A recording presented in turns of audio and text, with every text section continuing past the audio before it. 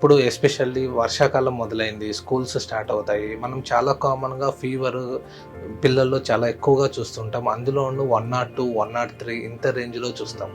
So, ఫీవర్స్‌కి కారణాలు simple infection నుంచి cancer వరకు, ఆటో ఇమ్యూన్ డిసీజెస్ వరకు మల్టిపుల్ కారణాలుంటాయి.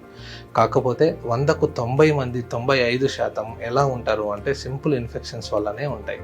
ఈ హై గ్రేడ్ ఫీవర్స్ అంటే 100 నుంచి 102 అనేది లో గ్రేడ్, 102 అంతకన్నా ఎక్కువ ఉంటే హై గ్రేడ్ ఫీవర్ అంటాం.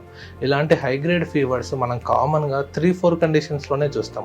అందులో మోస్ట్ కామన్, చాలా కామన్‌గా చూసేది ఏంటంటే వైరల్ ఇన్ఫెక్షన్స్.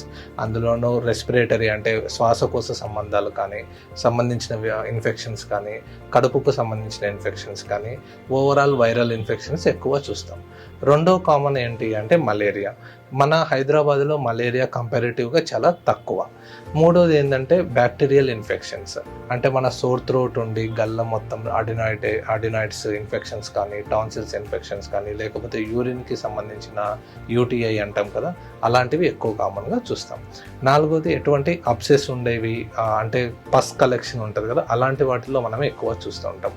సో 100కు 70-80% మనం వైరల్ ఇన్ఫెక్షన్సే ఉంటాయి కాబట్టి వాటిని మనము జాగ్రత్తగా చూసుకొని బ్యాక్టీరియా ఇది కాదు అని తెలుసుకున్న తర్వాత మనం వైరల్కి దానికి సంబంధించిన సిమ్టమాటిక్ ట్రీట్మెంట్ చేయొచ్చు.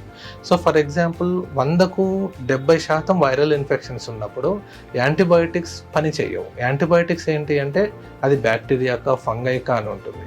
వైరస్కి మనకు ఎటువంటి యాంటీబయోటిక్స్ దాని మీద పని చేయదు. సో అటువంటి వాటిల్లో మనం యాంటీబయోటిక్స్ ఇస్తే ఒకటి పని చేయకపోగా రెండోది రెసిస్టెన్స్ వచ్చే అవకాశం ఉంటుంది. సో అవసరమైనప్పుడు మనం ఎప్పుడైనా మళ్ళీ కావాలి, ఆ యాంటీబయోటిక్ వాడాలి అనుకున్నప్పుడు అది మన బాడీ మీద అది పని చేయకపోయే అవకాశాలు ఎక్కువ ఉంటాయి. సో ఫీవర్ వచ్చింది కదా అని స్టార్టింగే ఫస్ట్ 2 డేస్లోనే 3 డేస్లోనే అది బ్యాక్టీరియానా వైరసా డాక్టర్ దగ్గరికి వెళ్ళి కన్ఫర్మ్ చేసుకోకుండానే మనం కనుక యాంటీబయోటిక్స్ వాడితే సో అది ఫ్యూచర్లో ప్రాబ్లం అయ్యే అవకాశం ఉంటుంది.